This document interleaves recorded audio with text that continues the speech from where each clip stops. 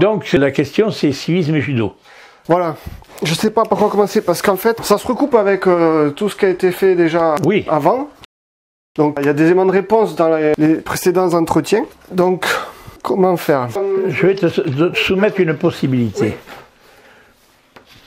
C'est une phrase de Jigoro Kano. L'ultime but du judo est la perfection de soi-même et par là une contribution à la prospérité et au bonheur du genre humain. Si ça, c'est pas une définition du civisme, je ne sais pas ce que c'est. Oui. Alors, moi, ce qui m'intéressait dans votre réflexion, c'était la façon dont vous parlez de l'engin d'expression qui est l'autre soi-même, et des 4 paliers de cette aventure. Avec, par, contre, pour. Exactement. Voilà. Mais ça, si tu veux, c'est... Comment te dire? Partant de la définition du judo que donne Jigoro Kano. Moi, mon cheminement est le suivant. Comment se fait-il que le judo puisse, en tant que sport de combat, générer chez l'individu un épanouissement vers l'autre?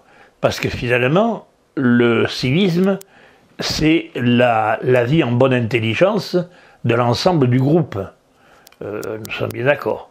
Or, à partir d'un sport de combat, on en arrive à ça. Je pense que ça vient de ce que la finalité du judo, dans le sport de combat, c'est qu'une mise hors de combat fictive.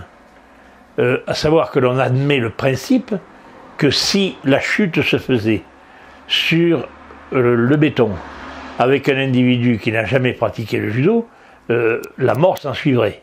Ou au moins il ne serait pas beau, hein, d'accord. Donc là, on joue à quelque chose, mais finalement, il y a une rédemption à l'arrivée, puisque l'os se relève toujours.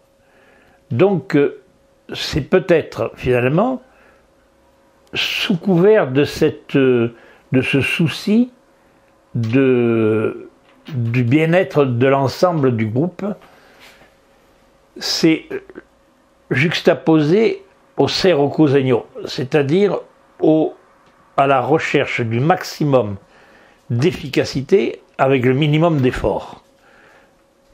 Maximum d'efficacité avec le minimum d'effort, ça sous-entend une dextérité dans la pratique. Le pianiste concertiste, c'est parce qu'il a fait des gammes en pagaille qu'il arrive à jouer quelque chose qui est extraordinaire. Donc, c'est à partir de la somme de travail qu'il a réalisé. La même chose, pour arriver à cette finalité du judo, c'est la somme de travail qui est nécessaire, puisque c'est améliorer l'individu.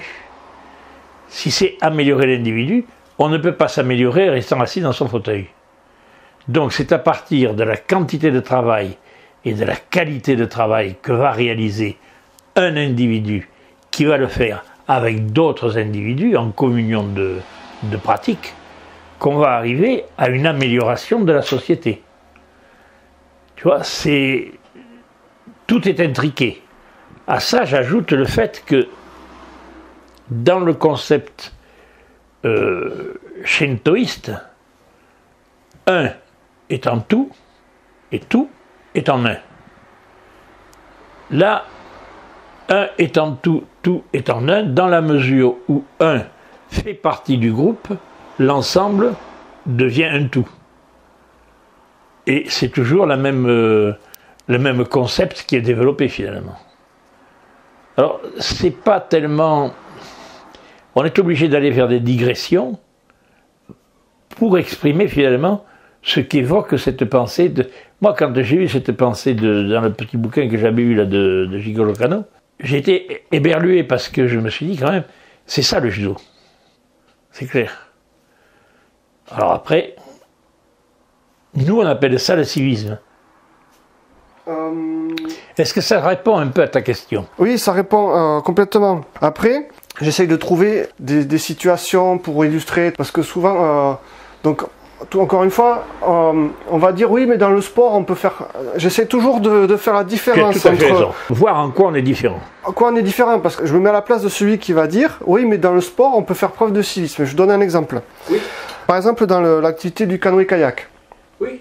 Où je vois, donc, on voit des kayakistes qui, tous les printemps, ils appellent ça le nettoyage de printemps. Donc, ils vont sillonner les ruisseaux avec leur embarcation. Pour nettoyer. Pour nettoyer. Ça, c'est du civisme. Ça, c'est du civisme. Nous sommes bien d'accord. Donc, on va dire, oui, on peut très bien faire preuve de civisme dans n'importe quelle autre activité, le sport. Je suis tout à fait d'accord. La seule différence, si tu veux, c'est que je pars toujours de la notion suivante. On a créé des sports à partir de jeux ou à partir de défis. Ça, on en a fait du sport. Il est indéniable qu'un sportif, au sens plein du terme, est un individu empreint de civisme. C'est certain, puisqu'il va toujours respecter l'autre.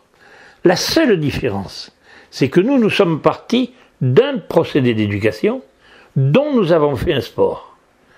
Dans ce procédé d'éducation, on a tout ce qui correspond à la pratique civique, en quelque sorte. Et en plus, il nous donne la méthode. La méthode par les techniques qui sont proposées et tout. Bon, très bien. Donc, l'écueil que l'on puisse rencontrer, c'est que dans la mesure où je vais comparer le sport judo aux autres sports, il n'apporte rien de plus que les autres sports. Mais la démarche dans l'apprentissage est jumelée à la démarche de l'autre, de l'importance de l'autre. Or, dans les sports, la plupart du temps, l'importance de l'autre, c'est la confrontation avec l'autre. Mais ce n'est pas comment dirais-je, l'entraide des uns aux autres. Même dans le sport collectif, l'important, c'est l'adversaire. D'accord ? Mais c'est pas pour autant qu'il y ait dans la pratique du sport collectif autre chose que la nécessité de vaincre. Oui. Nous avons quelque chose, c'est la nécessité d'apporter à celui qui pratique des éléments lui permettant de s'améliorer dans son comportement vis-à-vis des autres. C'est ça qui fait notre différence. Moi, ce que j'aime bien, c'est que vous parlez d'outils souvent, d'engins, etc. Et c'est ça qui est intéressant parce que dans le canoë-kayak, c'est le kayak. Le tennis, c'est la raquette, etc. Le football, c'est le ballon. Et là, l'objet, c'est l'autre. C'est l'autre nous-mêmes. L'autre soi-même. Voilà. Et donc ça, c'est intéressant. Et alors, par exemple, donc, pour revenir au civisme. Déjà, il y a une chose, c'est-à-dire que quand alors il y a une discipline. Alors là, je voulais développer la question autrement parce que elle est compliquée. Mais on a une discipline qui va, par exemple, nous amener à saluer le tapis. Quand on rentre sur le tapis, on salue entre guillemets la photo du fondateur, etc. Alors déjà, la première question, c'était est-ce que quand on fait ce geste, c'est pas se saluer soi-même ? Attention.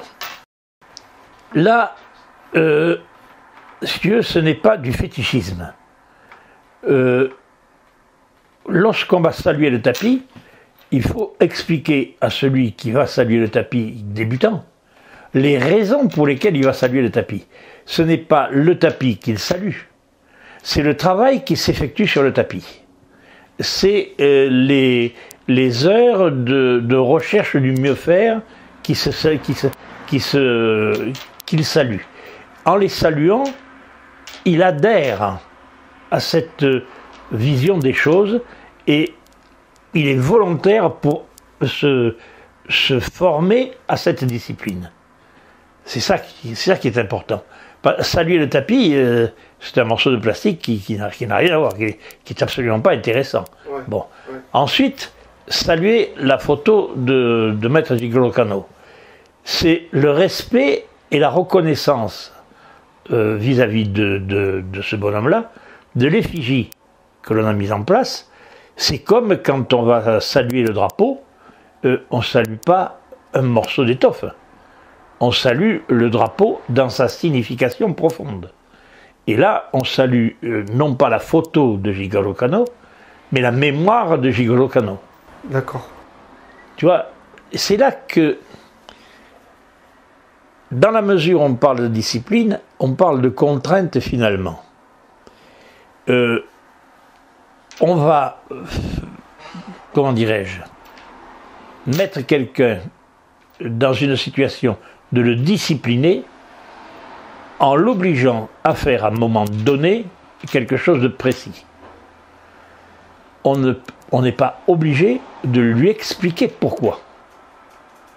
Si on fait l'explication du salut du tapis, ou l'explication du salut de la photo de Gigolo Kano au débutant, à ce moment-là, il ne va pas être discipliné, il va être adhérent. Il va adhérer parce qu'il aura compris. Discipliner quelqu'un, ce n'est pas forcément le pousser à comprendre. Ce n'est pas forcément le pousser à obéir, à observer, mais c'est l'obliger à faire. Alors après, dans le sens discipline, je pensais plutôt dans un sens d'organisation. Dans le terme de discipline, on peut sous-tendre une multitude de concepts. Mais il y a quand même dans ce concept, il manque la notion de l'adhérence. Ouais. Tu vois, je fais une digression. Dernièrement, j'entendais l'histoire, tu sais que je t'ai dit que j'avais vu à la télé, là, des petits étudiants japonais qui, dès le plus jeune âge, à la fin du cours, on range tout, on astique par terre, etc. Et l'institut à qui on a demandé, qui lui-même le faisait, on a demandé pourquoi il faisait ça. Il a dit, mais parce que ça leur permet de ne pas être orgueilleux, d'une part, et d'autre part d'être responsables dans leurs actes. Si j'ai fait tomber un morceau de papier, je peux très bien le laisser par terre. Et il ne va rien dire, le morceau de papier. Mais moi, personnellement, si j'ai fait tomber ce morceau de papier, j'ai sali quelque chose. Donc, je dois le ramasser. Tu vois, et c'est dans ce sens, je crois, qu'on peut parler de discipline, mais d'une discipline librement consentie, en quelque sorte. Justement, voilà la question. Est-ce que c'est pas ça est-ce que ça, le fait de se discipliner. Quand on salue donc le tapis, oui, c'est une forme de civisme aussi. Oui, tout à fait d'accord. C'est déjà également inculquer la notion de civisme.